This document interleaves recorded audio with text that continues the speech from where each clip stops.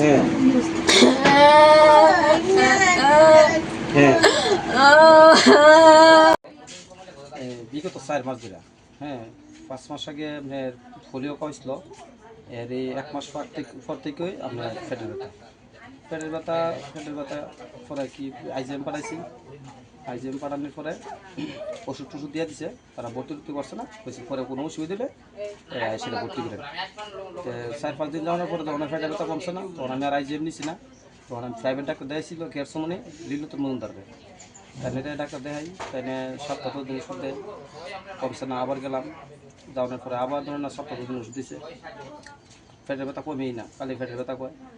এরপরে আবার গেলাম, আবার যাওয়ার পরে তাই পরীক্ষা দিছে, সোনোগ্রাফি দিছে, পরীক্ষা দিছে।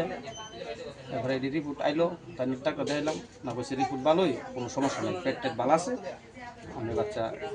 তারপরে আবার ওষুধ দিছে, ওষুধ কিছুদিন খাওয়ানোর পরে কমে না। তারপরে হেরে কিছু ফায়দা, কিছু শাস্তিকেও দেখাইছি। আমরা মনে করছি বাতাস লাগছে নি বা বাচ্চা কান্নাকান্নি করে কি তো জানে, অনেক শাস্তিকেও দেখাইছি না, কিছু শাস্তিকেও কামো না। তারপরে আমার সমাজের একটা মিউস আছে, তাই নিয়ে কইতেছে যে তোর বাচ্চার যতদিন ধরে সমস্যা, আমার মার কাছে কইছে এই এরফেডের ডাক্তার আছে টিআরটিসির সামনে, অমিতাভ রায়, তাই নিয়ে খুব ভালো ডাক্তার, তাইনের কাছে ডাক্তার দেখতে গেলাম। ডাক্তার দেওয়ার পর তাই 20 দিন ওষুধ দিছে। 20 দিন ওষুধ দেওয়ানোর পরে তাই কইছে 20 দিন ওষুধ খাইয়া তাই লোক দেওয়া হবে। 20 দিন তো গেছে না, 10 দিনের মাঝে আমি গেছি করোনা দীক্ষা যাওয়ানোর পরে তাই নিয়ে কোনো ওষুধ দিচ্ছে না, পরীক্ষা দিছে। 3 দিন পরে গত বৃহস্পতিবার আমি পরীক্ষা সব কিছু করছি। ওইটা রাত্রে 7টার সময় রিপোর্ট আইসে পরে তাই ডাক্তার দেখাইলাম, তাই নিয়ে বলতেছে আপনার বাচ্চার তো লিভার ডিমিস। আমার বাচ্চার লিভার ডিমিস, ওখানে বাচ্চার লিভার ডিমিস করছে পরে আমার সারানি কিতা করবো, আমি তো গরিব মানুষ, কেমনি কিতা করাম।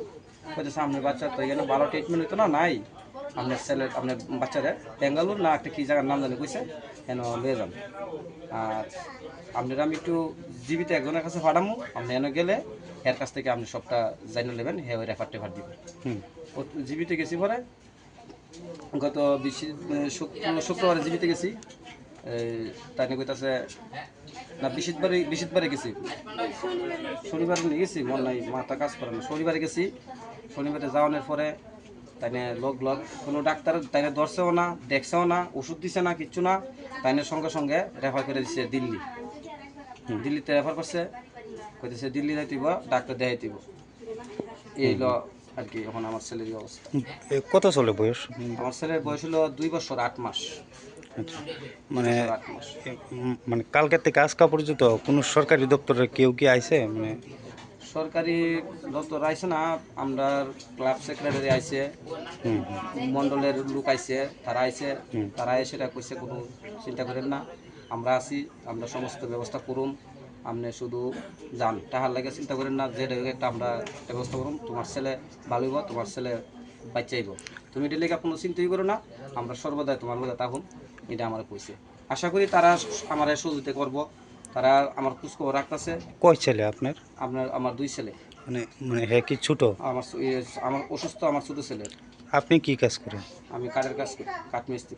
আচ্ছা আচ্ছা, এখন কি চাইতেছেন আপনি? আমি তো চাইতেছি সবাই যাতে আমার সাহায্য করে, আর সবাই যাতে আমার ছেলেটার প্রতি ঠিক করে নজর দেয়, দিলে পরে আমার ছেলেটা সুস্থ পরিষেবা যাতে পায়, সবাই যাতে সাহায্য করে।